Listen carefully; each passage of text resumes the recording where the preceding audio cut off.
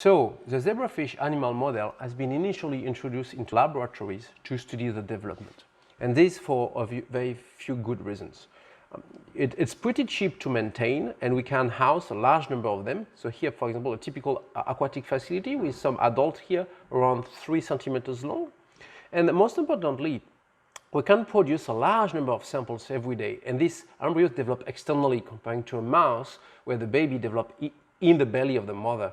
So you can see here two animals mating and dropping eggs. You can see us collecting these eggs.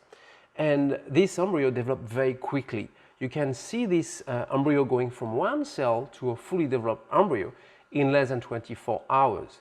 And in 3 days, you have a fully developed larvae with the blood going through, as you can see here in this animation, the heart beating, a very complex neuromuscular system. So I'm sure you understand why this animal is so great for development. But for us, for our research, medical research and drug discovery, it's also fantastic because in a live animal, we can track the different tissues thanks to transgenic markers, here the muscles, after the motor neurons, and we can track this tissue as they develop and as they degenerate when we reproduce the disease. And it has a very complex behavior that is very important for our research, very complex motor functions and cognitive functions as well.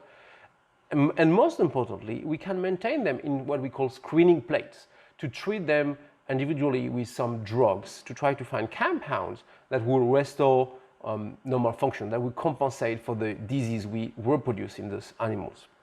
And we have in the lab quite a few different devices to create assays or meaning some experiments to test different function, different in vivo function of these animals to look for drugs, yes, that do restore normal function or have specific bioactivity.